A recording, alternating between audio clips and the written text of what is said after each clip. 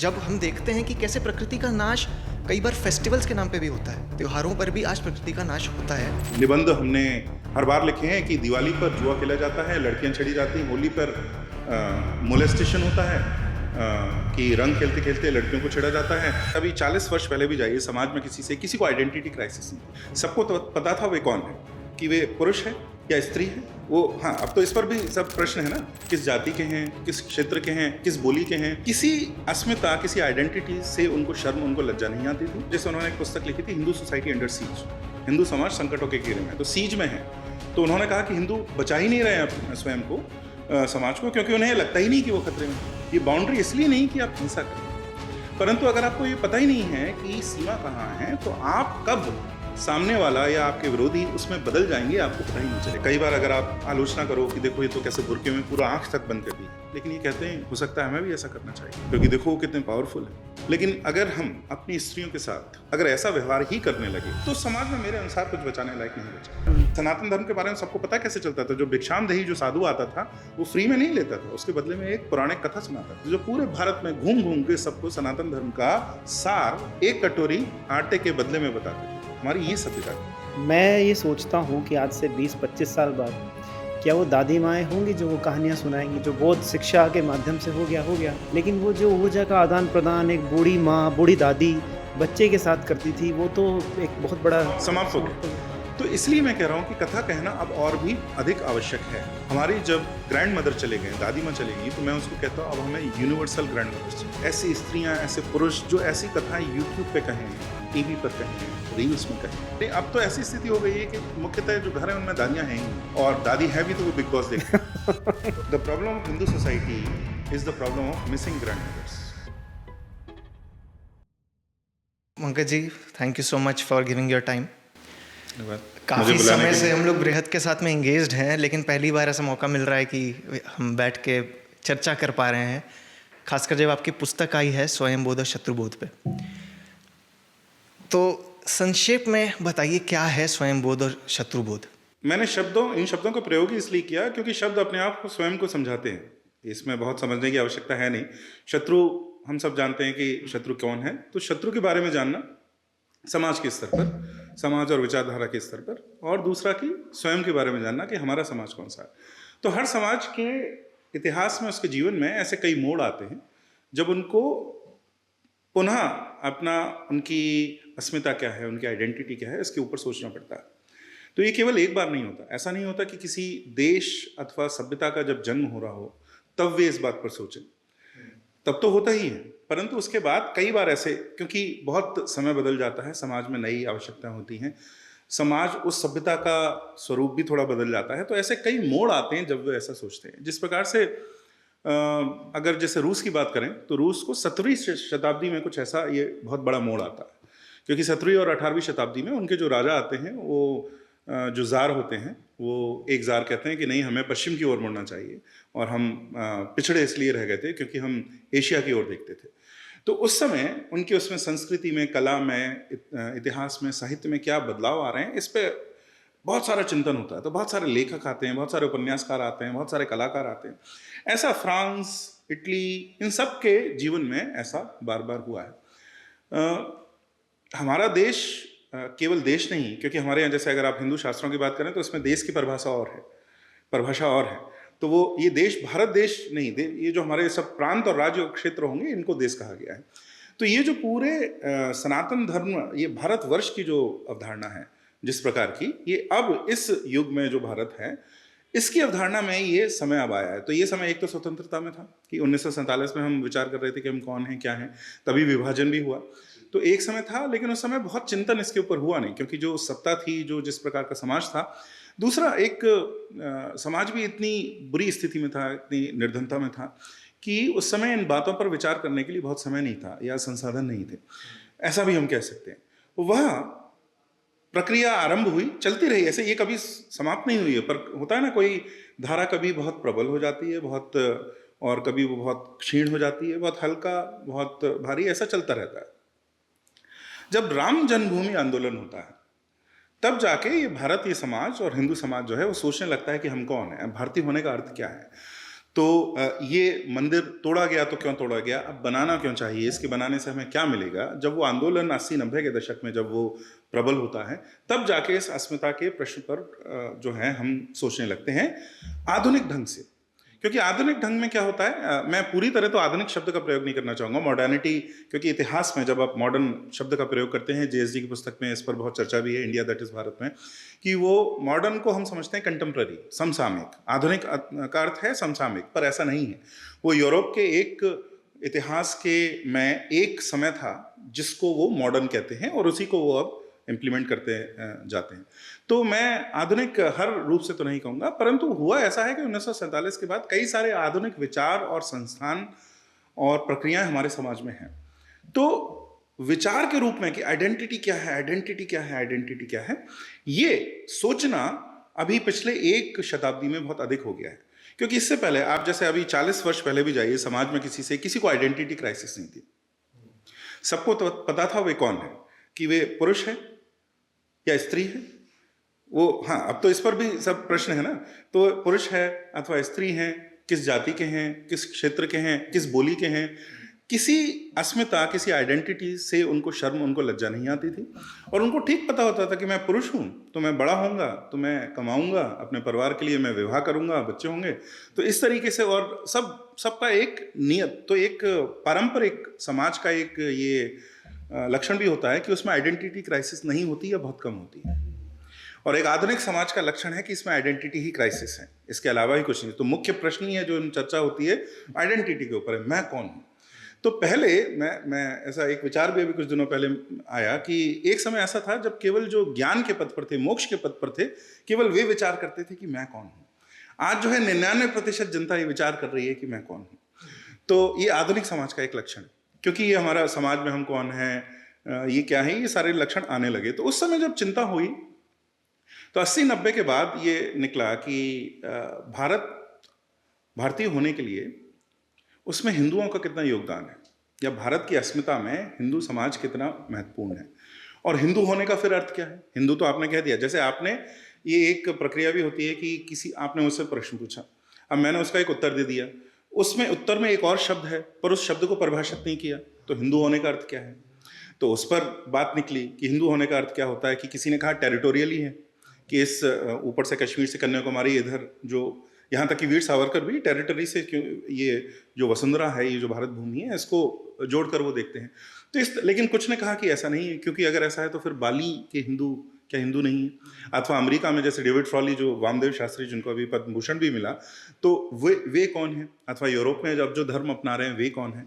तो इस हिंदू होने पर और हिंदू अस्मिता क्या है, इस पर बहुत सारे प्रश्न उठने लगे, इस पर बहुत सारे उत्तर आने लगे, हमारे विचारक लिखने लगे। इसी में एक श्रृंखला, एक प्रकाशन आया, voice of India, Bharat Bharati उसको हिंदी में भी कहते हैं, श्री सीताराम गोयल और श्री राम स्वरूप जी ने, जिनको मैंने अपनी पुस्तक में बार बार उद्धृत किया है, बहुत सारे कोट उनको लगातार उसमें मैंने उद्धृत किया है। उन्होंने इन कई प्रश्नों के उत्तर दिए कि भारत समाज को, जैसे उन्होंने एक पुस्तक लिखी थी, Hindu society under seize, Hindu समाज संकटों के घेरे में, तो सीज में है।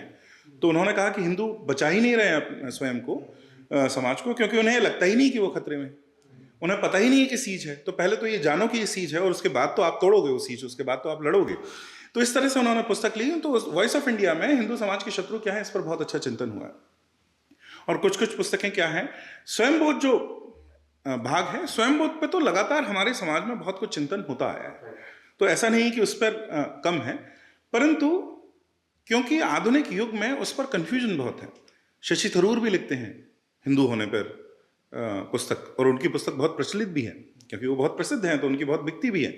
तो वो भी परिभाषित करते हैं हिंदू होना, और उसमें कई वो जो कहना चाहिए कि जो जिस तरह से मैंने परिभाषित किया है उसको, या जो हिंदू होने पर गर्व करते हैं या अपने हिंदुत्व पर गर्व करते हैं, वो ऐसे परिभाषा वो नहीं करेंगे। तो बहुत सारा कन्फ्यूजन आया।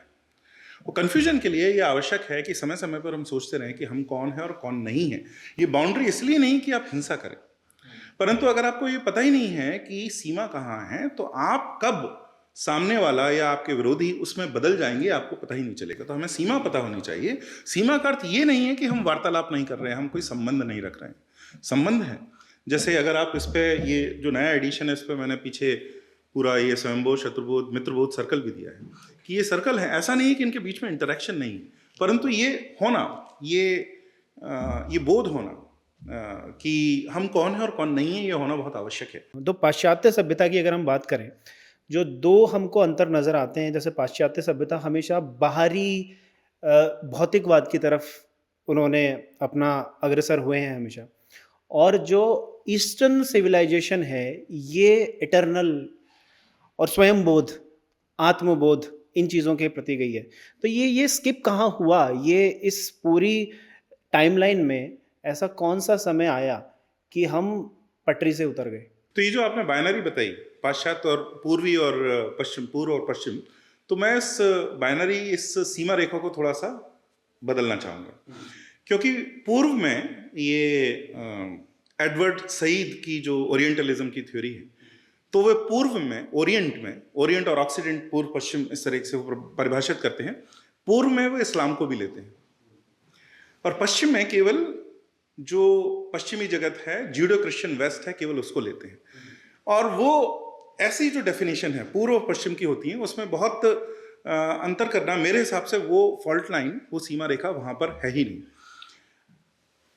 सीमा रेखा है धर्म और रिलीजन के बीच में, अथवा जो प्राकृतिक धर्म है, चीन का जो धर्म है, जापान का जो धर्म है, सेंदो, शिंतो, जो चीन का बौद्ध धर्म, हिंदू धर्म, और ऐसे अनगिनत बहुत सारे हजारों सहस्रों ऐसे धर्म हैं जो आज भी आपको अफ्रीका में कुछ देशों में मिलेंगे, भारत में मिलेंगे, आपको साउथ ईस्ट एशिया, उत्तर पूर्व एशिया में मिलेंगे ये। और दूसरा धड़ा है जो प्रोफेटिक मोनोथीज्म, तो पैगंबरवादी एकेश्वरवाद, अगर आप हिंदी में उसको बोलें, तो वो एक दूसरा धड़ा है। तो वही मुख्य मेरा जो फॉल्ट लाइन भी है मेरी पुस्तक में भी, मैं वही मुख्य बात कर रहा हूँ। लेकिन आपने एक बात कही, उसका मैं पहले कहता हूँ, क्योंकि ये चर्चा तो फिर होगी, मेरी पुस्तक का जो विषय है वो यही है, तो कि वो बाहरी है। आपने कहा कि वो बाहरी है, ये बिल्कुल सही बात है, और ये केवल पाश्चात्य नहीं, इस्लामी सभ्यता भी बहुत बाहरी है।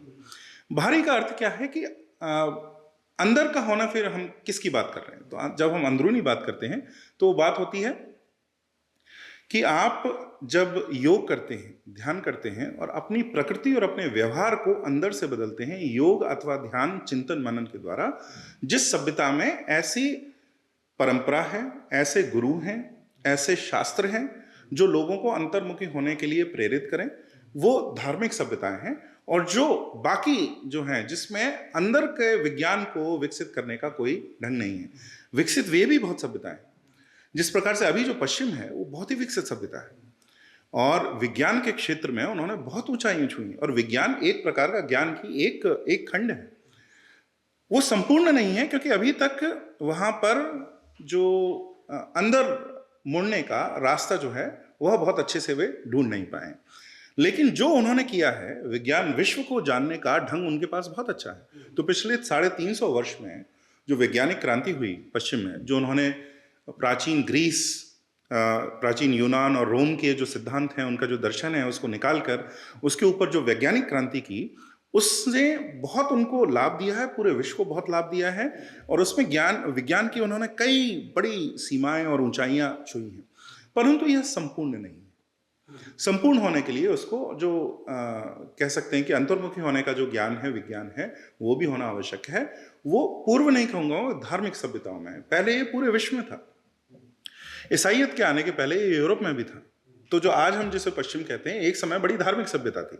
जैसे यूनान के अगर आप ग्रंथ पढ़ें तो डेल्फिक जो मंदिर उनका, जो यूनान में, एथेंस में जो उनका मंदिर था, तो उसको डेल्फिक, एक टेम्पल को, एक मंदिर को डेल्फिक टेम्पल कहते थे। तो सोक्रात से एक बार पूछा गया कि कुछ इतिहास पर बात चल रही थी, तो इतिहास पर कोई बहस हो गई, तो एक जो उनके जो विरोधी हैं वो इतिहास पर बहुत कुछ बारीकी में जाने लगे। तो एक स्तर के बाद सोक्रात ने कहा कि देखो, मुझे इससे बहुत लेना देना नहीं, क्योंकि डेल्फिक मंदिर पे लिखा है नो दाई सेल्फ। उनकी भाषा में लिखा होगा, मैं अंग्रेजी में आपको बता रहा हूँ, क्योंकि ग्रीस भाषा, ये यूनानी भाषा तो मुझे भी नहीं आती।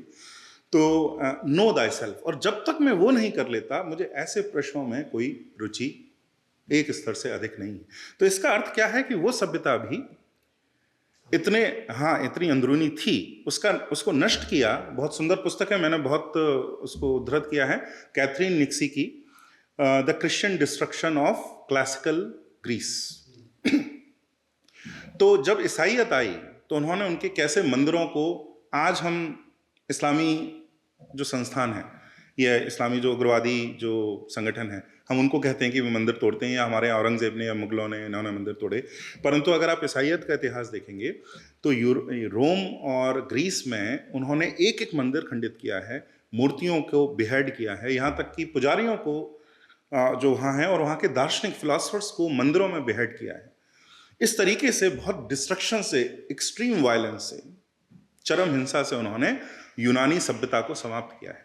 तो आज जो इसको हम पश्चिम कह रहे हैं, वो एक समय में बड़ा, जो आज पूर्वी जो ज्ञान है वो उससे पूरा सराबोर था, वो बाद में बदल गया। तो ये जो सीमा रेखा है ये वैचारिक है, ये भौगोलिक नहीं हो सकती, क्योंकि कहने को ऐसी विचारधारा का पालन करने वाले तो भारत के अंदर भी हैं। पाकिस्तान है, बीच में भारत आता है, फिर बांग्लादेश आ जाता है। तो अगर हम पूर्व में कितना भी पूर्व अब चले जाएं, चीन में जिसको फार ईस्ट बोलते हैं, उसके बाद फिलीपींस है जो कि पूरी तरह ईसाई है, नीचे इंडोनेशिया है, ईस्ट तिमोर है, मलेशिया है। तो इसलिए मैं कहूंगा कि पूर्वी पश्चिम नहीं है, लेकिन हाँ बाहरी अंदरूनी ऐसी सभ्यताएं, ऐसे धर्म जो आंतरिक विज्ञान पर फोकस करते हैं, पर उस पर ध्यान केंद्रित करते हैं, और ऐसी सभ्यताएं जो ये नहीं करते हैं, ये एक रूपरेखा रहेगी। यही वॉइस ऑफ इंडिया में भी बताया गया था, जो सीताराम जी और ऐसे लेखकों ने भी सब कहा था। मैंने अपनी पुस्तक में वन स्टॉप मैंने बनाने का प्रयास किया है कि अगर ये सारे विषय आपको जानने हैं तो आप एक ही स्थान पर जान सकते हैं। तो वही सीमा रेखा मैंने इसमें भी की है। एक बात, मैं आइडेंटिटी की बात जब हम चल रही थी तो उसमें मैं एक जोड़ देता हूँ कि हम क्या हैं, इसको जानने का बहुत अच्छा ढंग होता है हम क्या नहीं हैं।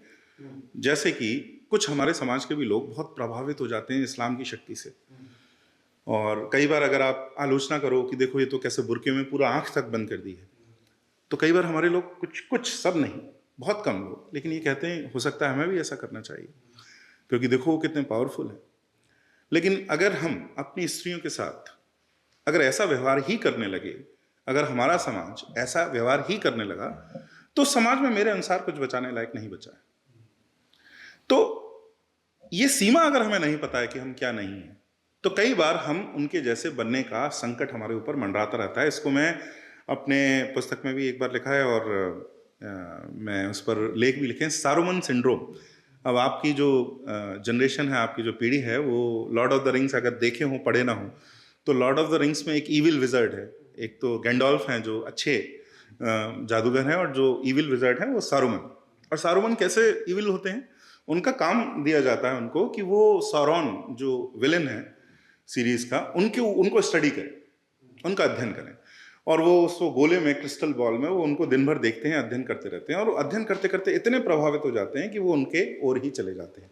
तो ये सारुमन सिंड्रोम है कि जब हम मैंने उसको सारुमन सिंड्रोम का नाम दिया था कि हम इसको शत्रु को हम कई बार अगर हमें सीमा ना पता हो तो हम उसमें भी बदल जाते हैं, ऐसा संकट बहुत रहता है। तो मैंने इसको अपनी पुस्तक में उल्लेख भी किया है कि ये भी संकट है, इसलिए क्या ना होना ये जानना भी आवश्यक है।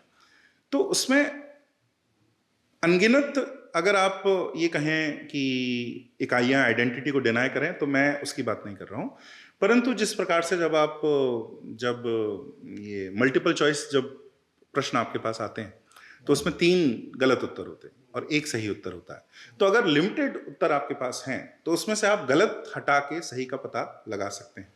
तो यहाँ पर आइडेंटिटी की जो बात है, तो उसमें हमारे पास एक लिमिटेड ऑप्शंस हैं कि ये तो नहीं, ये तो नहीं, ये तो नहीं, तो वो जानना भी आवश्यक है। और कई बार क्या होता है कि आपका जो युवा है उसको ये बहुत समझ में आता है, अच्छा ये तो हम नहीं हो सकते, तो फिर हम क्या है। तो वहाँ से आरंभ, स्टार्टिंग पॉइंट बहुत सुंदर होता है, वहाँ से जो आरंभ का है बहुत सुंदर होता है कि अगर हम ये नहीं हैं तो हम क्या हैं, और ये जानने के लिए वे फिर अपना सभ्यता, अपने इतिहास, अपने समाज को पढ़ते। तो ये जो हम कह रहे हैं कि ये जो हम नहीं हैं तो हम क्या हैं, यही बोध है? हाँ, बोध तो ज्ञान जानना है, और जब आप ये यात्रा करते हैं कि हम क्या हैं, तो उसमें जो आपको उत्तर मिलते हैं धीरे धीरे, जब आप और अच्छे उत्तर ढूंढने लगते हैं, तो वो बोध। बोध तो है जब आपके चक्षु खुलते हैं, जब आप जानने लगते हैं, ज्ञान होता है। तो अगर हम हिंसा नहीं कर रहे हैं, हम अहिंसावादी हैं, नहीं, ऐसा भी नहीं है, अहिंसावादी भी नहीं, क्योंकि ये मैंने अपने पुस्तक में ये भी लिखा है कि सनातन धर्म किसी एक्शन या आइडिया, विचार अथवा कृत्य के ऊपर को अच्छा या बुरा नहीं कहता। हम कॉन्टेक्स्ट बेस्ड सोसाइटी है, हम संदर्भ के ऊपर कहते हैं कि हिंसा सही है नहीं है। अब गीता में तो हिंसा ही सिखा रहे हैं, कृष्ण क्या कह रहे हैं कि मारो, तो पूरी गीता का सार ही है। अब कुछ लोग उसमें से अहिंसा लेते हैं, वो एक अलग बात है। श्री अरविंदो का कथन भी है कि एक मूर्ख ही गीता में से अहिंसा का पाठ जो है वो ले सकता है। तो लोग कहते हैं, परंतु किस स्थिति में हिंसा सही है और किस स्थिति में हिंसा गलत है, तो ये बात है। तो ये जानना, अब ये जो आपका प्रश्न आया कि क्या हम अहिंसावादी हों या हम हिंसावादी हों, अब ये दोनों ही उत्तर गलत हैं। लेकिन तो फिर क्या है, तीसरा उत्तर क्या है, ये जानने की जो प्रक्रिया है ये आपको स्वयंबोध कराएगी। तो ये जो कालखंड है सुंदरकांड की कि विनय न मानत जल्दी जड़ गए तीन ही दिन बीत, बोले राम सकोप तब भय बिन होय न प्रीत, से जब कोई एक गाल पे हमारे थप्पड़ मारे और दूसरा गाल आगे कर दो, इसमें वो कहाँ खो गया हमारा स्वयंबोध, जिसमें हमारा वो क्षात्रा भाव जो था वो नष्ट हो गया। ये तो गांधी जी के कारण, जैसे मैंने अपनी पुस्तक में एक पूरा चैप्टर है जिसमें स्वयंबोध शत्रुबोध स्केल मैंने दी है, तो कि स्वयंबोध किसी हमारे जो नेताओं का कितना अच्छा था और कितना शत्रुबोध किसका कितना अच्छा था। तो गांधी जी का स्वयंबोध तो ठीक ठाक था।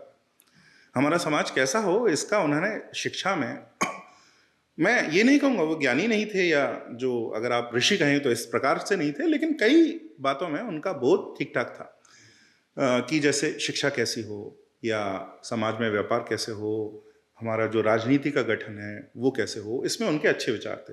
परंतु शत्रुबोध उनका बहुत ढीला था। और ये जो कथन है ये गांधी जी से प्रचलित हुआ है, बाइबल के अंदर है, मैथ्यू। हाँ, ये बाइबल के अंदर है। और वो बाइबल भी से भी नहीं लिया, उनके वो बहुत बड़े फैन थे लियो टॉल्स्टॉय के। लियो टॉल्स्टॉय का एक बहुत बड़ा क्रिश्चियन ग्रंथ है रिसरेक्शन, पुनरुत्थान। उसके अंत में ये दो जो बाइबल के वर्ष हैं उसमें से एक वर्ष है कि एक गाल पे चाटा तो दूसरे गाल पे। अब जिस मजहब के पालन करने वालों ने पूरे विश्व में हिंसा की, 2 विश्व युद्ध किए इस वर्ष के होने के बाद भी, उसको अगर हम मानेंगे तो फिर क्या ही हमारे देश में शांति अथवा आएगी। तो ये गांधी का फैलाया हुआ एक तरह से हम कह सकते हैं कि भ्रांति थी।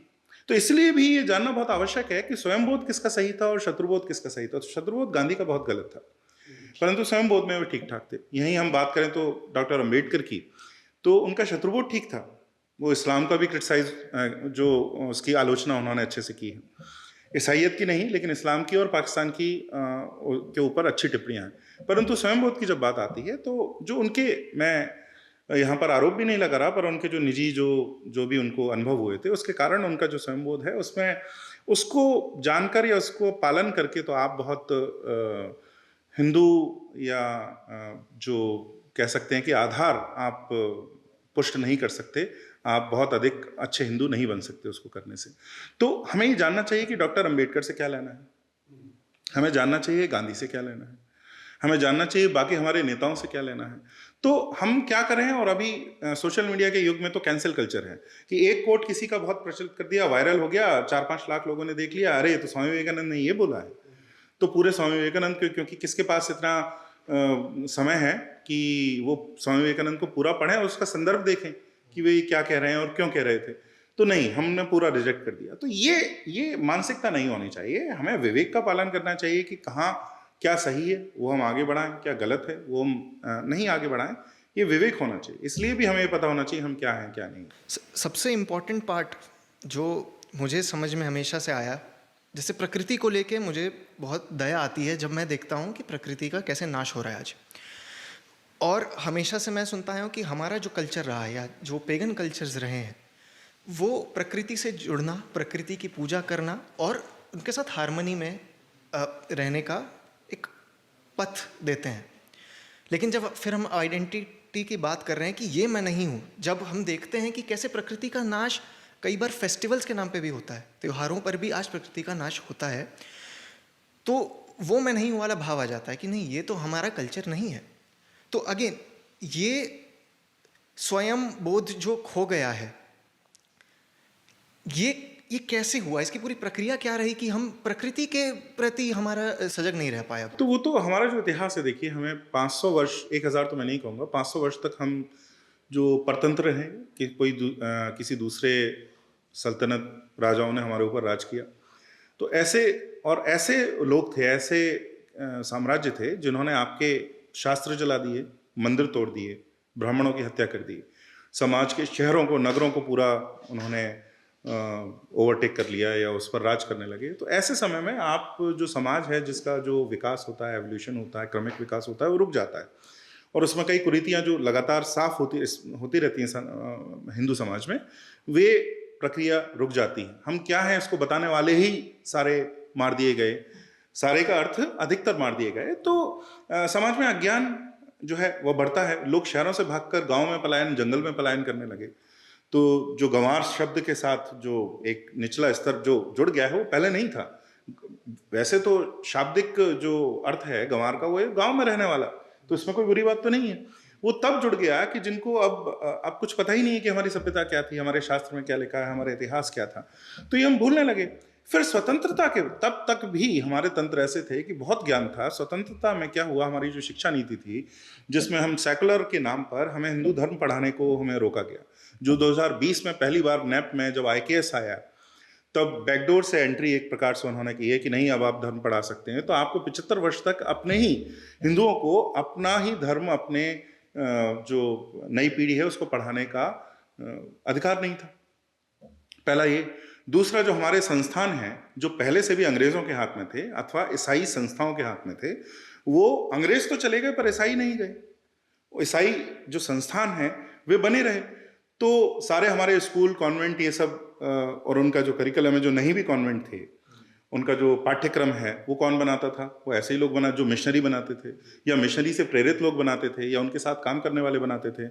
हमारा जो हॉस्पिटल का तंत्र है, ये मैंने वेपनाइजेशन कहा है इसको, कि कैसे उन्होंने मेडिसिन को, औषधि को और शिक्षा को हथियार के रूप में प्रयोग किया कि स्कूल खोलेंगे और उसमें कन्वर्जन करेंगे, हॉस्पिटल बनाएंगे उसमें कन्वर्जन करेंगे। तो इस तरीके से ऐसा किया, शिक्षा नहीं दी।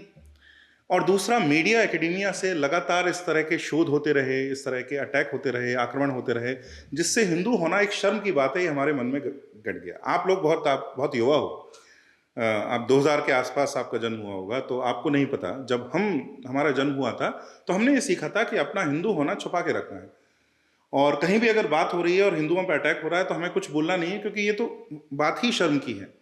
तो चुपचाप कमरे में ही अपने धर्म का पालन करना है, अपने घर में ही करना है, बाकी जो है बाहर नहीं करना है। तो हम तो शर्म में बड़े हुए थे।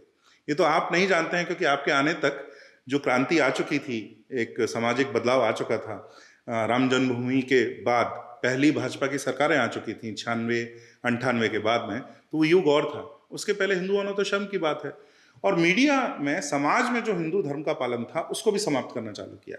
जैसे आपको स्कूल में, विद्यालय में तो पढ़ाया नहीं जा रहा, और जब दिवाली होली आती है तो बताया जाता है कि कैसे कुरीतियाँ हैं। हम सब ने वो हमारे बचपन में ऐसे हम निबंध हमने हर बार लिखे हैं कि दिवाली पर जुआ खेला जाता है, लड़कियां छड़ी जाती हैं, होली पर मोलेस्टेशन होता है, कि रंग खेलते खेलते लड़कियों को छेड़ा जाता है, और दिवाली पर जुआ होता है, सिर फोड़ देते हैं। हाँ, जागरण में लोग शराब पी के सिर फोड़ देते हैं। ऐसे ही हमने निबंध लिखे हैं, क्योंकि हमारी पुस्तकों में लिखा जाता था, पाठ्य पुस्तकों में ये था।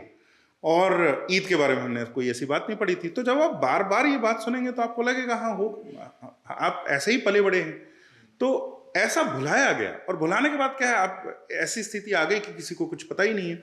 एक सोशल मीडिया पर बहुत एक फ्रेज चलता है, हिंदू इन नेम ओनली, कि बस एक्सीडेंट है कि हिंदू पैदा हुए, कुछ पता नहीं है कि क्या है। तो ऐसी स्थिति तो आनी ही थी।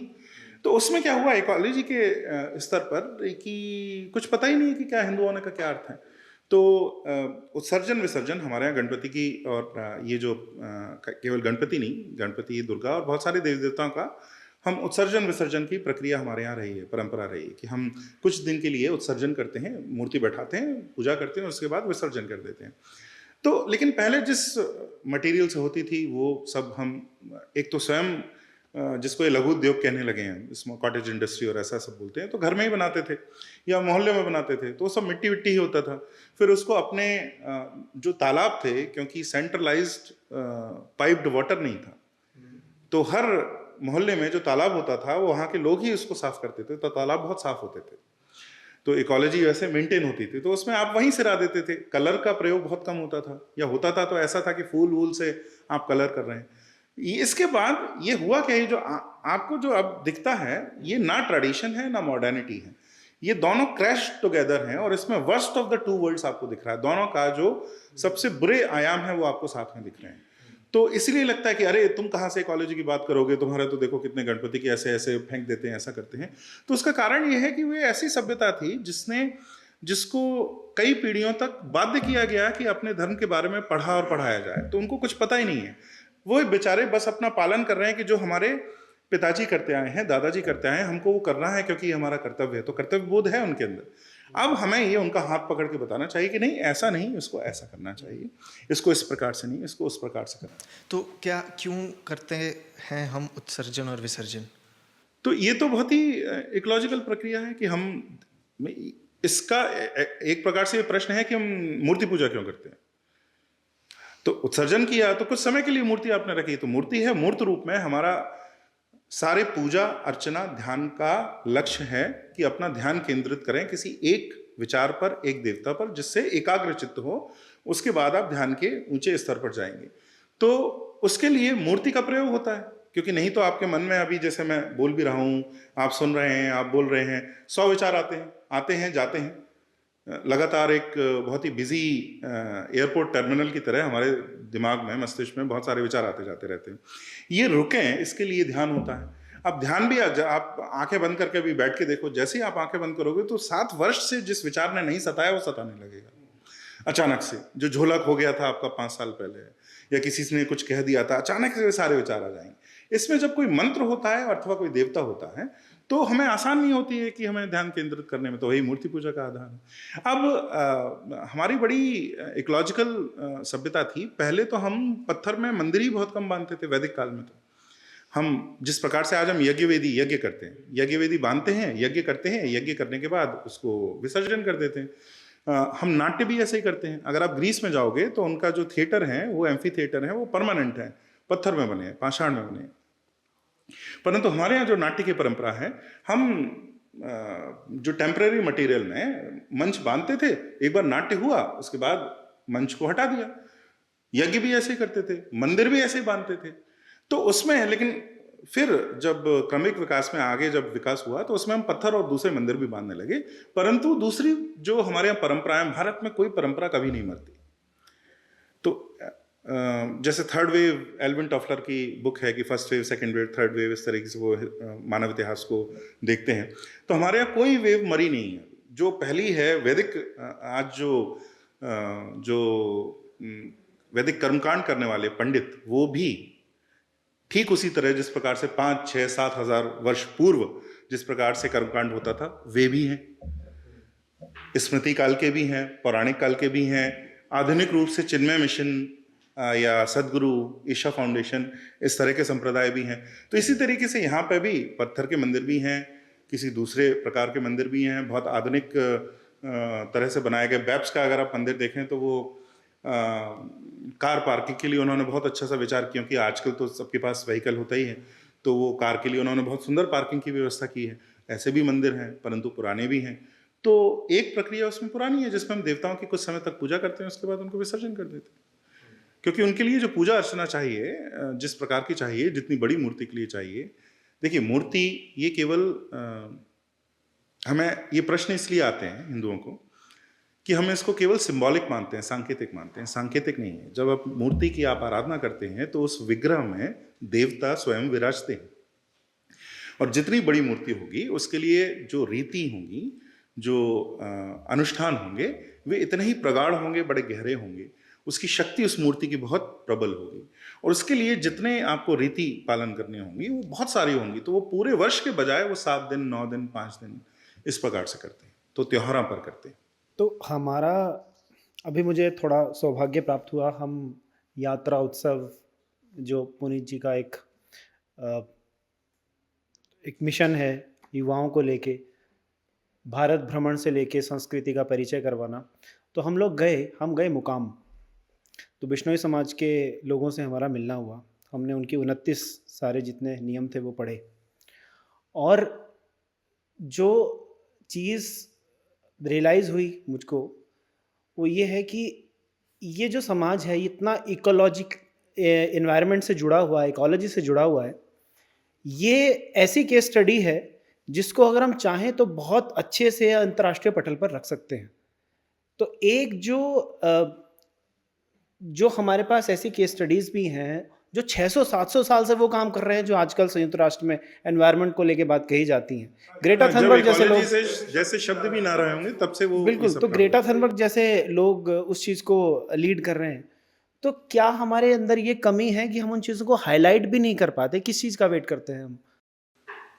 देखिए, बात ये है कि जो हमारे शत्रु हैं, जो पश्चिम की सभ्यता है जिस प्रकार से है, यहाँ फिर से मैं उस शब्द का प्रयोग करूंगा, सशस्त्रीकरण, वो वेपनाइज करते हैं।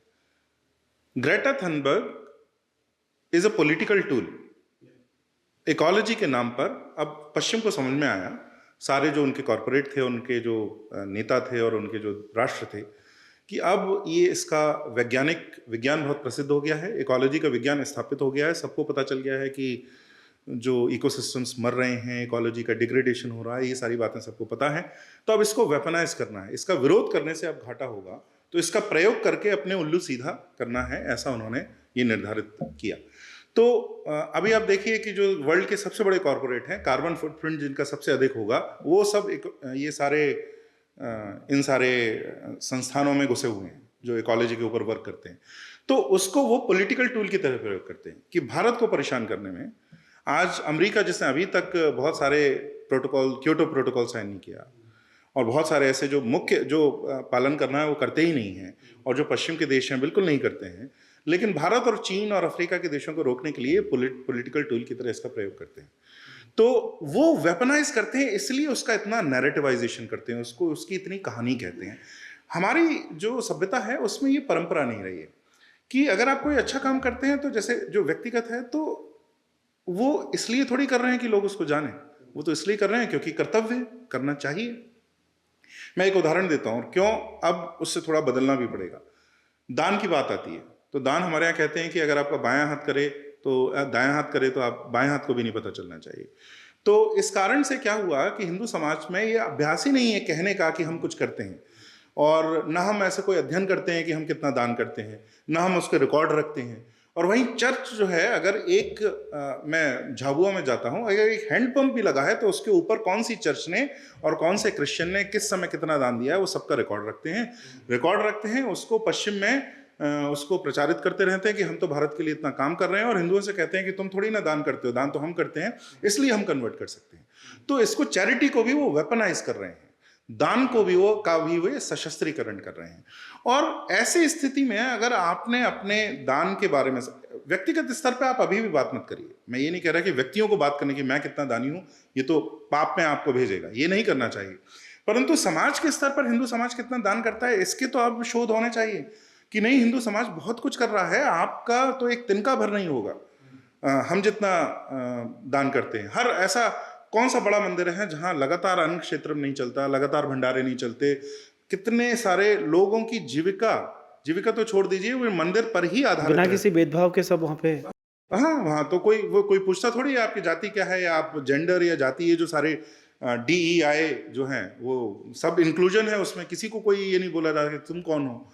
या वहाँ पर जैसे हम जो कहते हैं कि किन्नर समाज भी आते हैं, वो भी उसका एक भाग रहते हैं, तो DEI पे भी वो क्वालिफाई करेंगे। कुछ लोगों को परेशानी होगी ऐसा कहने से, परंतु वहाँ कोई ऐसा डिस्क्रिमिनेशन नहीं होता।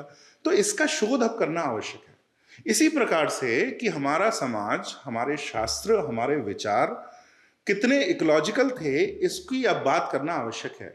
बिश्नोई समाज की कथा पूरे विश्व में प्रचलित होनी चाहिए। तो ये अभ्यास हमारी सब, ये आपने पूछा क्यों, क्योंकि हमारी सभ्यता का अभ्यास नहीं था गुणगान करना, आपने जो अच्छा कार्य किया है।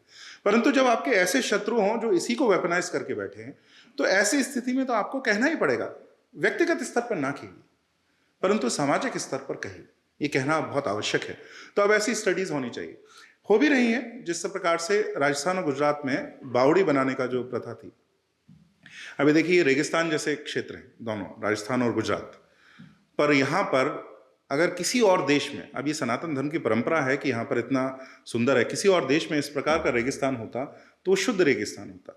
लेकिन आप गुजरात में जाके देखिए, 48 डिग्री की गर्मी में वहाँ इतने खूब भरे पेड़ दिखेंगे। राजस्थान भी अगर आप ऊपर से देखें तो इस तरह का रेगिस्तान नहीं है जैसा कि सहारा या ईरान के जो रेगिस्तान है या बलूचिस्तान में जो रेगिस्तान है। तो उसका कारण है उनकी कुएं, बावड़ी खोदने की जो परंपरा है। इस पर बहुत सुंदर शोध अभी गांधीवादी विचारक हैं, आप देखिए इसमें गांधी के विचार बहुत अच्छे थे। अनुपम मिश्र करके हैं, कुछ 7-8 वर्ष हो गए, कैंसर से उनका निधन हो गया, दिल्ली में ही रहते थे। तो बहुत सुंदर पुस्तक है, 80-90 पेज की है, पृष्ठ की है, हर हिंदू को पढ़ना चाहिए। आज भी खड़े हैं तालाब। तो उसमें केवल वहां की जो तालाब बांधने की जो प्रक्रिया है, उससे आपको धर्म, उससे आपको समाज के इतिहास, राजनीति, सबके बारे में इतने साहित्यिक और प्रामाणिक रूप से पता चलेगा कि आपको लगेगा हम इतनी उच्च सभ्यता थे। अब इसमें भेदभाव की बात करते हैं, और देखिए सुंदर, मैं ये नहीं कह रहा हूं कि भेदभाव समाज में नहीं है, जो जातिगत भेदभाव है, परंतु वो कैसा समाज रहा होगा उसमें बता रहे हैं कि आज जिनको आप अछूत बोलते हैं, वहां पर परंपरा ये थी कि उनसे तालाब खुदवाया जाता था। तो वो कह रहे हैं कि जो समाज तालाब खोदता था, ये कहां से हम ऐसे स्थिति में आ गए कि हम ये कहने लगे कि उनके हाथ का हम पानी नहीं पिएंगे। तो ये कहने का अर्थ ये डिनाई नहीं कर रहे हैं, कहने का अर्थ ये है कि कुरीति ही है, ये पहले समाज में नहीं था, और इसका उदाहरण तालाब की स्टडी से, तालाब का शोध करने से पता चला है। अब ये कितनी सुंदर बात है। तो आप अपनी परंपराओं को जब आप ऐसे अध्ययन करेंगे और उनकी बात बहुत सुंदर रूप से सामने लाएंगे, तो आपको ऐसे सब बहुत सारे अपने धर्म, अपने समाज के आयाम के बारे में पता चलेगा। तो ये शोध करने का अब समय आ गया है। तो जो आपने कहा ना, अब हमें एक एक कहानी कहनी पड़ेगी, बार बार कहनी पड़ेगी। और आज आशुतोष ठाकुर की एक बात मुझे बहुत अच्छी लगी कि रीडर्स भी रीलर्स बने। रील बनाना खराब नहीं है, हम ये नई जनरेशन को कोसने का जो हमारी प्रथा है वो बहुत बुरी है। इंस्टाग्राम में ऐसा होता है, वैसा होता है, वो सब बुराइयां हैं, मैं जानता हूं, लेकिन उसके कुछ अच्छे पक्ष भी हैं। तो मैं कह रहा हूं कि हम इसको, ऐसी बातें जो पुस्तकों में लिखी जाएं, उनके वीडियो भी बनने चाहिए, उनके रील भी बनने चाहिए। आप आधुनिक जितनी भी तकनीकी है उसका प्रयोग करके अपनी सभ्यता, अपने धर्म, अपने समाज की जो सबसे अच्छी बातें हैं, उसको अपने समाज को शिक्षित करने के लिए और दूसरे समाज को भी बताने के लिए कि हम कितनी उच्च सभ्यता है, इसमें उसका प्रयोग करना हमें बहुत आवश्यक है, और इसका प्रयोग बिल्कुल करना चाहिए। तो अब ये समय आ गया है कि हमें ये टर्म अब लेना चाहिए। तो कितना इकोलॉजिकल समाज था, इसकी बात है। मैं इस पर कदाचित मेरी अगली से अगली पुस्तक इस पर होगी कि जिसमें मैं एक सुबह अपने दादी का, अगर मैं स्मरण करूं कि सुबह से सवेरा कैसे होता था। तो वो सुबह जब 5 बजे उठती थी और नहाती थी, सब अपना निपटने के बाद जब वो रसोई में घुसती थी, तो जैसे सबसे पहले जब सुबह भोजन तो बहुत सुबह ही बन जाता था, क्योंकि वो इस तरह से 12-1 बजे हम नहीं खाया करते थे। 5 बजे उठने के बाद 6 बजे कुछ अगर कलेवा वगैरह करना है तो 6-7 बजे होता था, और 10 बजे तक, 9:30-10 बजे तक सब भोजन कर लेते थे। क्योंकि ये जो जिसको आप नोबेल प्राइज मिलते हैं फिजिक्स में, सर्कैडियन रिदम जो है कि आप दिन और इसके रात के साथ चलें, तो वो उस समय रहती थी। तो वो देखिए, वो खाना भोजन बनाने की प्रक्रिया में आपको पंच ऋण की अवधारणा देखने को मिलती थी। सबसे पहले उसने भोजन बनाया तो रोटी का पहला टुकड़ा, आटे का पहला टुकड़ा वो आंच पर डालती थी। पहले चूल्हा होता था, फिर जो गैस होता था, गैस की आंच पर डालती थी। तो पहला अग्निदेव बनाने के बाद सबसे पहले भोजन जो बना तो थाली लेके पूजा घर में जाना, तो देव ऋण। तो अग्नि पहले, जो अग्नि में देवता यज्ञ की तरह, देखिए वैदिक परंपरा भी है, तो सबसे पहले ठीक अग्नि में अर्पित करना भोजन को। इसके बाद जो पौराणिक परंपरा है मंदिर में ले जाना, वहां देव ऋण वो करना। उसके बाद जो हमारे पितृ होते थे, तो कुछ के फोटो हैं जो अभी इमीडिएट पितृ हैं, और फिर उनको ऑफर करना कि हमारे जो बाप दादा हैं, तो पितृ ऋण। इसके बाद वो पहली रोटी गाय की हम सब जानते हैं, आखिरी रोटी कुत्ते की। और बनवारी जी कहते हैं कि जो आटा लगा रह जाता था वो चींटियों के लिए होता था। तो हमारे समाज में, सभ्यता में चींटियों के लिए भी स्थान हुआ करता था। तो ये भूत ऋण समाज का। और इसके बाद फिर ऋषि ऋण, तो जो हमारे उस समय तो ऐसा था कि अपार्टमेंट तो होते नहीं थे, रोज कोई साधु आटा मांगने आता था, भिक्षाम देही माता। तो उसके बाद आटा निकाल के 1 कटोरी आटा, रोज का नियम था कि 1 कटोरी आटा तो हमको एक, और सबके बंधे हुए थे कि कुछ साधु कितने घर जाएंगे, तो उनको, अच्छा वो समय भी ऐसा था। कि साधु भी उतना ही लेते थे, उतना ही घर जाते थे जितना कि उनको रोज चाहिए, और रोज मांगने आते थे। ऐसा नहीं सोचते थे कि अब मैं प्लानिंग करें रिटायरमेंट की, कि आटा जो है वो, या महीने की मास की प्लानिंग करें, नहीं, रोज आते थे। रोज उनको पता था कि इतने घर हैं, इतना आटा मिलना है, तो साधु, ऋषि ऋण, और इसके बाद अपने परिवार के संग, सबके संग मिलकर बांटना, तो नर ऋण। तो ये पंच ऋण की अवधारणा जो मैंने पुस्तक में दी है, ये उनके केवल भोजन बनाने और खाने की प्रक्रिया में ये निहित था। वो इतनी ऊंची सभ्यता थी, और वो 5वीं कक्षा से ऊपर नहीं गई, जिसको आज की आधुनिक सभ्यता जिस स्त्री को अनपढ़ कहेगी, मैं कदाचित ये कहूंगा कि हमारे परिवार में, हमारे पूरे कुटुंब में उससे अधिक शिक्षित स्त्री कोई नहीं थी। और मैं कहूंगा कि उसके बाद इतना शिक्षित कोई हुआ भी नहीं। उसके बाद पतन है। उसके बाद जो उनके जो पुत्र पुत्री हैं, जो मेरे पिताजी की जो पीढ़ी है, वह बहुत पतन की पीढ़ी थी। तो कई बार मैं मजाक में उनसे कहा भी करता था कि दादी तुमने कैसे बच्चे पैदा किए, ये इन सबको देखो 5 में, तुम्हारे जैसा तो कोई भी नहीं है। क्योंकि उनको अगर आप देखें, वो 4 फुट 10 इंच की, बहुत ही सुंदर आवाज, कोकिला जैसी, और बहुत एक जो उत्कृष्ट जो सभ्यता होती है, वैसे इस तरीके से जैसे आज भी वो जीवित है, 94-95 की हैं वो, जीवित हैं। अभी तो सुनना उनना सब बंद हो गया है, परंतु जब 90 तक भी वो साड़ी इस तरह से पहनती, जो खुले पल्लू की साड़ी पहनने को बोलते हैं, कि ऐसे पल्लू लेते हो। मजाल क्या है कि वो पल्लू थोड़ा नीचे हो जाए, इधर हो जाए, ऐसी डिग्निटी से कि पहनने के लिए भी, दूसरों के सामने जाने के लिए भी, और अपने सारे कर्तव्य जो करने के लिए भी। और स्कूल नहीं गए थे, 5वीं 3री 4थी क्लास तक गए थे। 16 वर्ष में विवाह हो गया था, तो स्कूल नहीं गए थे। पर उनसे पढ़ा लिखा व्यक्ति कोई हमारे समाज, हमारे परिवार में ना उस समय था, और उसके बाद भी नहीं हुआ। तो ये सभ्यता थी, ये हमारा समाज था। अब ये कहानियां हम कहते नहीं, ये कहानी, और क्योंकि ये जो आपने बताया, जो नैरेटिव बिल्डिंग है, ये पश्चिम की बात है, परंतु कहानी कहना तो हमारी परंपरा है जी। हमसे अधिक कहानियां किसने कही? उपनिषद में, जिसमें ज्ञान का सारांश है, वहां भी कथा है। नचिकेता की कथा, कितने जो शौनक की कथा, सब वहां से आती हैं। फिर हम वेदों में सब कुछ है, ठीक है, लेकिन वहां हम संतुष्ट नहीं हुए, रुके कहाँ? उसके बाद हमने इतिहास लिखे, उसके बाद हमने पुराण लिखे, इसके बाद इतने हमने पंचतंत्र, कोई शुक सप्तति, कितने सारे कथा करे। उसके बाद कथा प्रवचन परंपरा हुई, रोमिंग मेंडिकेंट हुए। ये सनातन धर्म के बारे में सबको पता कैसे चलता था? जो भिक्षाम देही जो साधु आता था, वो फ्री में नहीं लेता था, उसके बदले में एक पौराणिक कथा सुनाता था। तो वो जो ज्ञान, ये ज्ञान के साधन कैसे थे? जो पूरे भारत में घूम घूम के सबको सनातन धर्म का सार एक कटोरी आटे के बदले में बताते थे। हमारी ये सभ्यता थी। तो इसकी ये कहानियां, ये हमारी ये लिविंग मेमोरी में, मैं 100 वर्ष का नहीं हूं, मैं केवल 41 वर्ष का हूं, ये मेरी लिविंग मेमोरी में ये है। ऐसी थी हमारी सभ्यता। ये कहानियां कहाँ हैं अब? 95 में कहूंगा, 95% से अधिक भारत अब भूख, कपड़े, इससे ऊपर उठ चुका है। कुछ लोग हैं, मैं मना नहीं करूंगा, कुछ एक तबका होगा जिसका अभी भी बहुत कठिनाई होगी, परंतु बाकी तो हम इससे ऊपर उठ चुके हैं। तो अब हमें अपनी सभ्यता की कहानी कहनी पड़ेगी। जब तक आप कथाएं नहीं कहेंगे, स्टैटिस्टिक्स से केवल वैज्ञानिक ही मानेंगे, समाज में चेतना नहीं फैलती। समाज में चेतना फैलती है जब आप कथा कहते हैं। तो कथाएं अब हमें कहना पड़ेंगी, और इतनी कहनी पड़ेंगी कि आप जिस भी ओर मुड़े, आपके समाज की, आपके सभ्यता की, आपके धर्म की सही कथा आपको सुनने को मिले, ना कि गलत कथाएं जो आपके बारे में दुष्प्रचार हो रहा है वो। और उसका तरीका एक ही है, उसका ढंग एक ही है कि सही अध्ययन करने वाले, जिनको सही बोध है अपने बारे में, अपने समाज के बारे में, वो ऐसी बातें बार बार करें। तो आपने जो बोध की बात की, मैं ये सोचता हूँ कि आज से 20-25 साल बाद क्या वो दादी माएँ होंगी जो वो कहानियाँ सुनाएंगी? जो बोध शिक्षा के माध्यम से हो गया, सामाजिक अनुभवों के माध्यम से हो गया, लेकिन वो जो ऊर्जा का आदान प्रदान एक बूढ़ी माँ, बूढ़ी दादी बच्चे के साथ करती थी, वो तो एक बहुत बड़ा समाप्त हो गया। तो इसलिए मैं कह रहा हूं कि कथा कहना अब और भी अधिक आवश्यक है। हमारी जब ग्रैंड मदर चले गए, दादी माँ चले गई, तो मैं उसको कहता हूं अब हमें यूनिवर्सल ग्रैंड मदर्स चाहिए। कैसे? ऐसी कहानी कहने वाले, ऐसी स्त्रियां, ऐसे पुरुष जो ऐसी कथाएं यूट्यूब पे कहें, टीवी पर कहें, रील्स में कहें, क्योंकि आजकल रील्स तो सब देख रहे हैं, मोबाइल सब देख रहे हैं। तो अपनी दादी नहीं सही, मैं ये नहीं कह रहा हूं कि ये उसका 100% रिप्लेसमेंट है, वैसा ही है, परंतु उसका बहुत सारा अभाव तो पूरा होगा।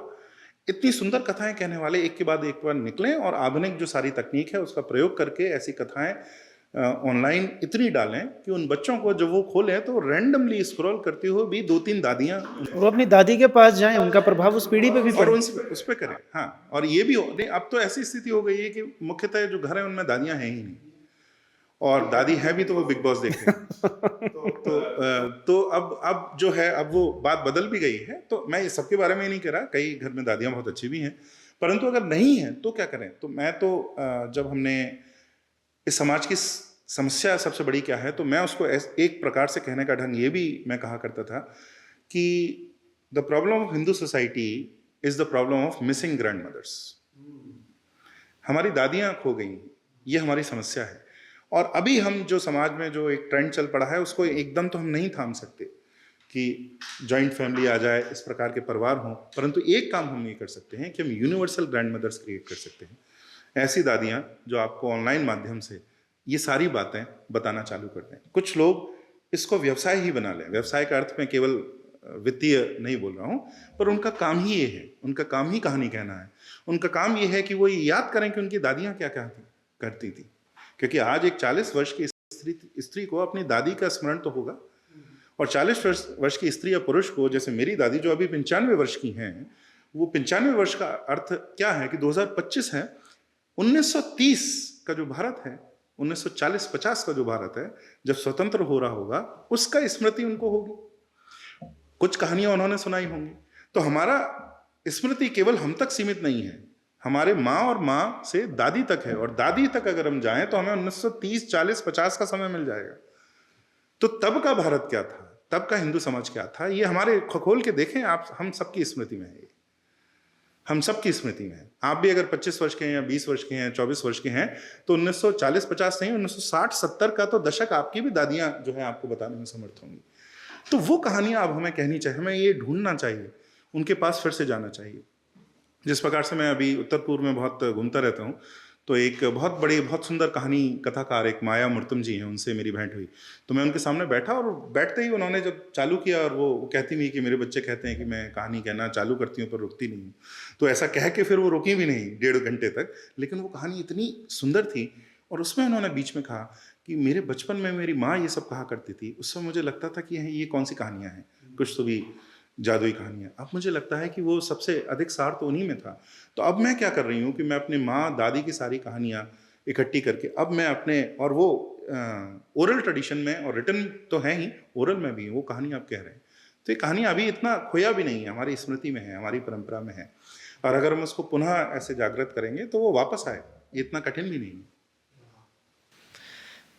मेरी दादी वो बर्मा में पली बड़ी हैं, तो वो भी कहानियाँ बताती हैं कि जब 1960s में जब वॉर की स्थिति थी, तो कैसे वो लोग गड्ढों में गड्ढे बनाकर, आर्मी वाले गड्ढे बनाए थे, उसमें छुप कर जब भी अटैक होता था कैसे छुपते थे, कैसे उनके जो पड़ोसी थे वो चाइनीज़ थे शायद, और वो किस तरह का खाना खाते थे, हम किस तरह का खाना खाते थे, उस समय क्या बातें होती थी, उनके क्या इंटरेस्ट थे।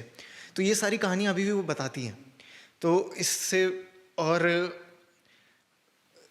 बट अगेन ये इंटेंट हमारे अंदर आना कि हम उनके साथ में बैठें और ये समय निकाल पाना, ये हर किसी के पास अब समय नहीं, कि हर कोई बिजी हो गया है अपनी लाइफ में। हर किसी की आवश्यकता नहीं। जो यूनिवर्सल ग्रैंड मदर की मैं बात कर रहा हूँ, तो आपको इतनी संख्या में दादियाँ आप चाहिए भी नहीं, क्योंकि एक वीडियो अगर 10 मिलियन लोग देख सकते हैं तो आपको बहुत कम दादियों की आवश्यकता है।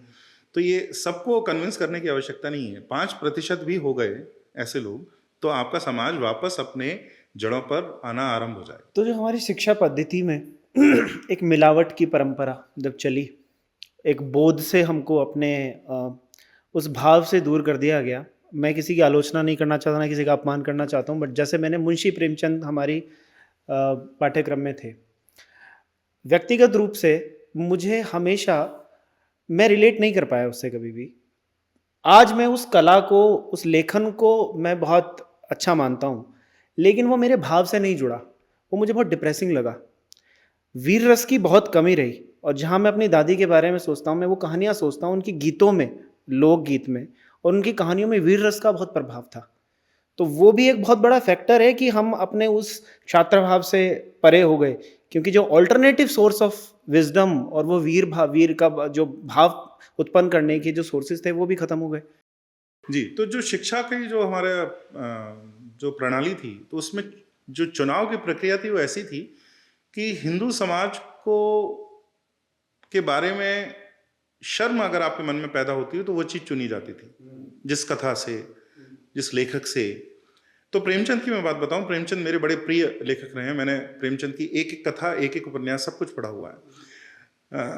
वे पहले उर्दू में लिखते थे, तो उर्दू में उनकी पुस्तक पे एक बार अंग्रेज़ों ने फिर वो रेबेलियस जैसी कोई पुस्तक थी तो उस पर आक्रमण हुआ, उसको बैन किया गया, उनको भागना पड़ा।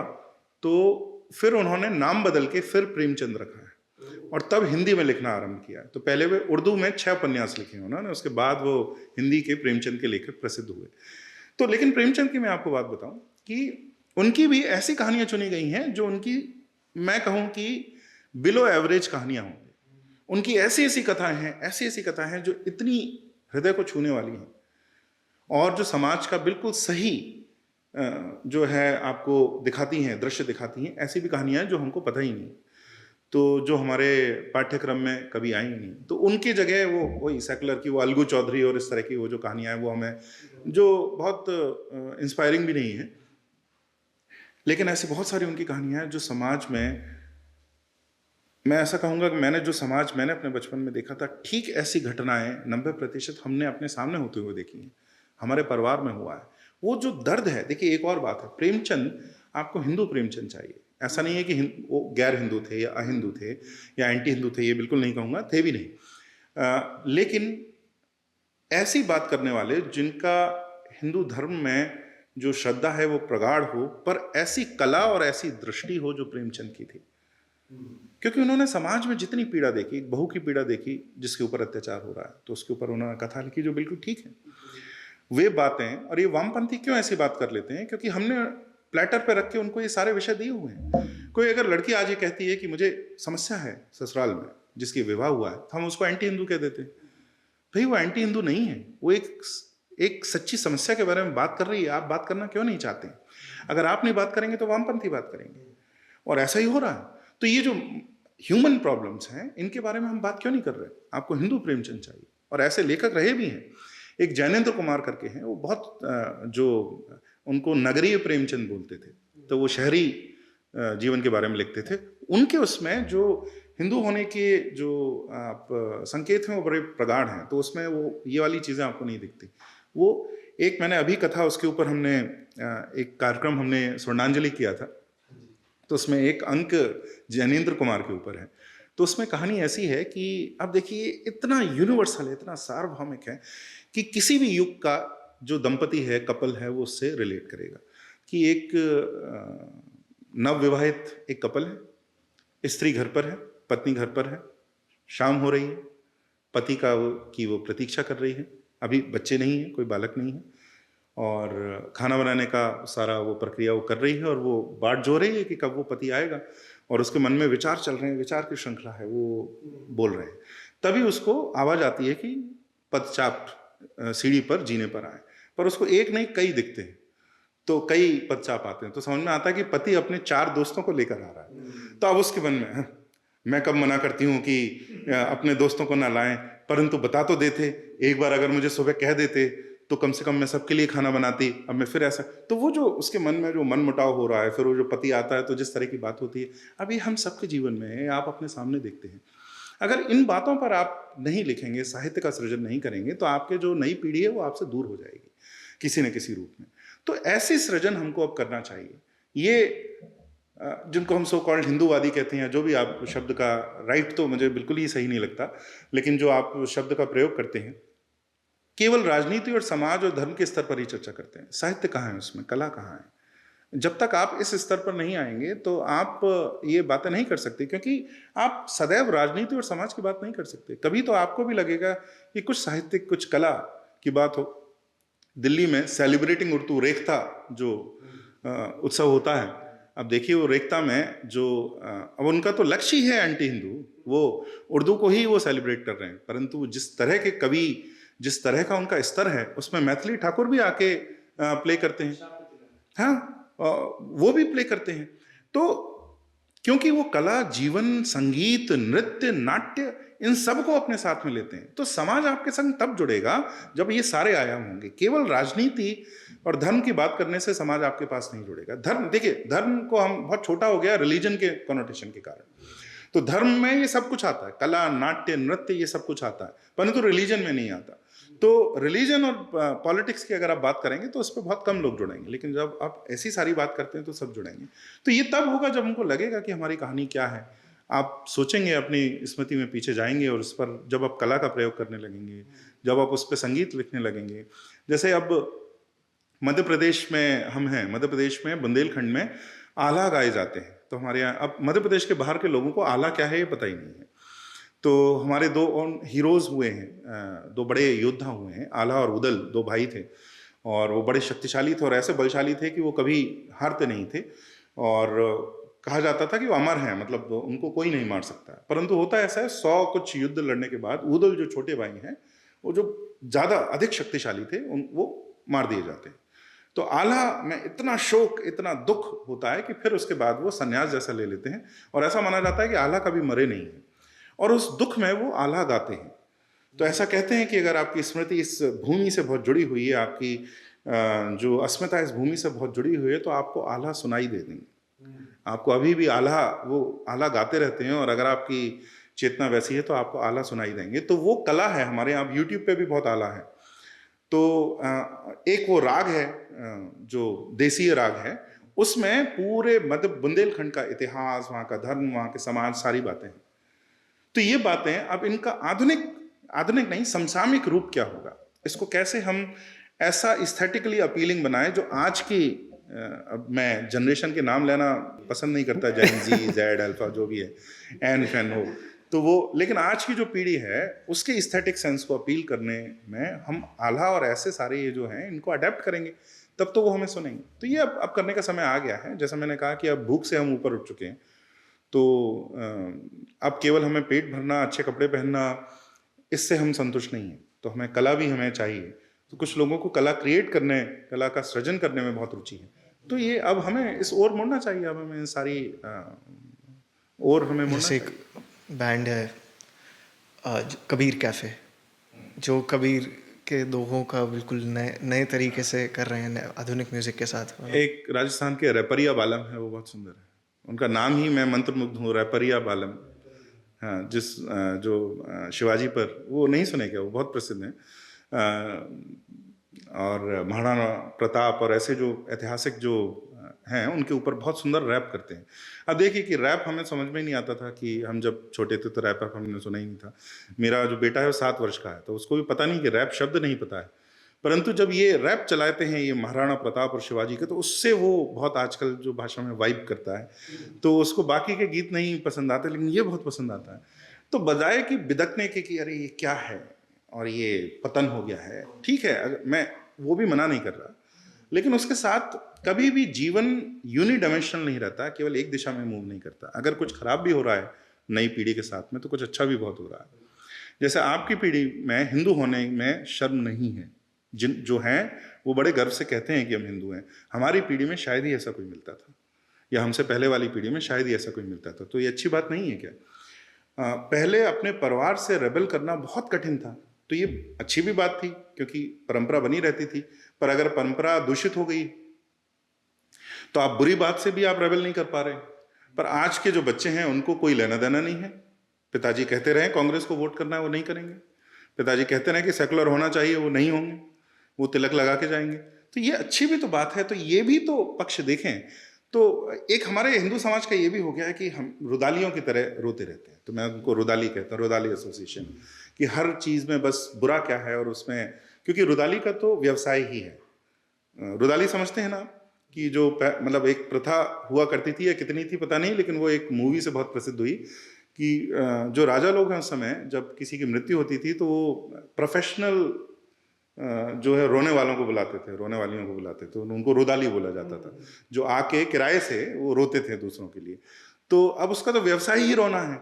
तो अगर कोई मरा नहीं है तो भी वो राणा जी मर गए उसको चिल्लाएगी, क्योंकि उसका तो व्यवसाय ही उससे चलता है। तो हिंदुओं में एक पक्ष ऐसा भी है, हिंदूवादियों में मैं कहूँगा, जो रोते ही रहते हैं, जो कहता है कि कभी नहीं बदल सकते हम। कभी नहीं बदल सकता, कुछ नहीं होगा, मर जाएंगे। तो मैंने कहा अगर आपके करने से कुछ नहीं होगा, तो मैंने कहा अगर मेरे करने से कुछ नहीं होगा, तो मुझे बताने से कि मेरे करने से कुछ नहीं होगा तो और भी कुछ नहीं होगा, तो क्यों बता रहे हो? तो तुम्हारा जो एक्ट है, जो तुमने भी तो ध्यान दिया, तुमने मुझे बताया, इतने दूर से आए और एफर्ट लिया और मुझे बताया कि तुम्हारे करने से कुछ नहीं होगा, तो तुम्हारे ये जो कह रहे हो उससे तो और भी कुछ नहीं होगा, तो तुम इतना भी क्यों कष्ट उठा रहे हो? नहीं उठाना चाहिए। तो ये इस मानसिकता से थोड़ा दूर निकलना चाहिए। मैं मानता हूं कि स्वयंबोध की बात जो है कि धर्म का अगर आप कार्य कर रहे हैं तो वो आपके मन को और प्रफुल्लित करेगा, आपको वो मनहूस नहीं बनाएगा। सुबह उठ के मनहूसियत का कोई एक्सक्यूज नहीं है। मैं बहुत कम उर्दू शब्दों का प्रयोग करता हूं, पर मनहूस शब्द से मुझे बहुत प्रेम है, क्योंकि कुछ लोग उनकी शक्ल देख के, उनका चेहरा देख के लगता है कि ये मनहूस हैं। तो सुबह उठ के जो अपने भाग्य पर को गाली दे रहे हैं, अपने परिवार को गाली दे रहे हैं और समाज को गाली दे रहे हैं, हाँ वो सब कुछ खराब है। तो ऐसे जो लोग हैं, इसका कोई एक्सक्यूज नहीं है। अगर आप धर्म का कार्य कर रहे हैं तो आपको अंदर से प्रसन्नता होनी चाहिए। तो हमारे सनातन का और वैदिक का जो मूल है वो द्रव्य ही तो है, फ्लूइडिटी, कि हम समय के साथ चीज़ों को अडॉप्ट करें, ढल जाएं। हाँ, दोनों हैं। तो देखिए, एक है कि जो सार है, जो आत्मा है, वो कभी नहीं बदलती, उसको सदैव साथ में लेके चले, और बाकी सारा जो शरीर है ये बदलता रहता है। अगर आत्मा भी बदल जाएगी तो आप कन्वर्ट हो जाएंगे। क्रिश्चियन बनना हिंदू से या मुस्लिम बनना, वो आत्मा का बदलना है, तो आत्मा नहीं बदलनी चाहिए, परंतु शरीर तो बदलते ही रहते हैं जी। तो वो अडेप्ट, तो रिफॉर्म भी है और कंजर्वेशन भी है। इसलिए देखिए, पश्चिम इसी बात पर चर्चा करता रहता है कि कंजर्वेटिज्म अच्छा है या लिबरलिज्म अच्छा है। अरे भाई, कुछ चीजें कंजर्व करने लायक हैं, बचाने लायक हैं, जिनको बचाना चाहिए। कुछ चीजें बिल्कुल बचाने लायक नहीं है। कुछ कुप्रथाएं हैं, उनको हटाना ही है। कुछ नई किसी प्रथा की आवश्यकता है आपके समाज में, उसको लाना बहुत आवश्यक है। तो लिबरल, किसी स्थिति में लिबरल होना आवश्यक है, किसी स्थिति में कंजर्वेटिव होना आवश्यक है, लेकिन वो पूरी तरह से अस्मिता को आइदर कंजर्वेटिव और लिबरल, तो मैं लिबरल हूं या कंजर्वेटिव हूं, नहीं भाई, आज मैं लिबरल हूं इस स्थिति में, कल मैं कंजर्वेटिव होऊंगा, फिर मैं लिबरल हो सकता हूं। हिंदू होने का अर्थ ही है, जो मैंने कहा था, कॉन्टेक्स्ट के साथ वैल्यू को जोड़ना, आइडिया और एक्शन के साथ नहीं, संदर्भ के साथ जोड़ना, कि संदर्भ क्या है, ये बात तो हम करें। जो आज हो सकता है, जो आज 5000 वर्ष पूर्व जो बात बहुत धार्मिक थी, आज वो नहीं है, तो आपको उसको बदलना पड़ेगा। परंतु जो आत्मा है, जो कोर है, वो कभी चेंज नहीं होने, वो कभी बदलना नहीं चाहिए। तो दोनों बातों को ध्यान रखना है। मुझे एक घटना याद आती है, सदन में योगी जी को किसी ने कहा था कि आप तो योगी जी हैं, भगवाधारी हैं, आप मंदिर में घंटा बजाइए, आप राजनीति क्यों कर रहे हैं। तो ये जो एक जो धारणा है, पकी हुई धारणा है कि एक योगी तो मंदिर में पूजा ही कर सकता है, तो ये इस चीज़ को एनकरेज भी कौन कर रहे हैं? जो सदन में जो हमारे रिप्रेजेंटेटिव हैं, तो उनको भी काउंटर करना, आई थिंक यंग युवा पीढ़ी को, मैं भी नाम नहीं लेता जेंजी में, और ये वर्ड को, और योगी जी की सफलता से वो काउंटर मिल भी गया कि कैसे एक योगी देश चला सकता है, स्टेट चला नहीं, सकता है। और ये बात नई भी नहीं है। अगर हमें अपना इतिहास पता होगा तो जब भी हमारा समाज संकट में आया है, तो जो हमारा साधु समाज है उसने उसको वापस उबारा है। नागा साधु, जो कि कपड़े तक नहीं पहनते, लेकिन युद्ध लड़े हैं उन्होंने मुगलों से, तो ऐसा क्यों किया है? तो हमारा तो समाज इतना शक्तिशाली है कि जब चारों धड़े समाप्त हो जाते हैं, उसके बाद भी जो संत समाज है उससे वापस सारी शक्ति आ सकती है, क्योंकि वहाँ बीज है आपकी सभ्यता का। तो बल्कि उसका उत्तर तो यही है कि ये तो समय ही है योगियों को राज करने का, क्योंकि तभी इस समाज का उत्थान होगा, तभी इस देश का उत्थान होगा, तभी इस भूमि का उत्थान होगा। ये तो जो म्लेच्छ हैं वो तो कहेंगे ही ऐसा, और असुर और म्लेच्छ तो ऐसा ही कहेंगे, परंतु ये तो समय ही है योगियों के राज करने का। और अब तो बर्नौल मूवमेंट आएगी भी, और बहुत, अब तो मोदी जी की बात हो सकता है, एक के बाद योगी जी भी कभी प्रधानमंत्री बने। तो मैं तो केवल उनमें वो आग जलते हुए, लपटें जलते हुए देखने के लिए, ऐसे लोगों में वो चाहता हूं कि ऐसा हो। तो इस चीज़ को पुष्ट जो चीज़ें करती हैं वो ये है, और ये प्रश्न मैं सबसे करता हूँ कि जो आध्यात्म का जो हमको मार्केट, जो ब्रांडिंग की गई है, वो की गई है गौतम बुद्ध की तरह आँख बंद करके कोई बैठा है केले के पेड़ के नीचे, वो अध्यात्म है आपका, ईगो नहीं है। तो अगर हम बुद्ध धर्म को एक मूल सिद्धांत मान के हम आध्यात्म को प्रमोट करते हैं, या हम कहें कि उसकी पैकेजिंग वैसे करते हैं, तो सबसे बड़ा बौद्ध देश जो है जापान है। लेकिन जापान में भी तो समुराइज हुए और निंजा हुए हैं, वो बुद्ध ही थे। तो हमारा क्षत्रिय होना और हमारा विरोध जताना और एक योगी का राजनीतिज्ञ होना कैसे इतना चुभ जाता है लोगों को। जी बिल्कुल। दूसरा, ये तो सब को प्रचार है।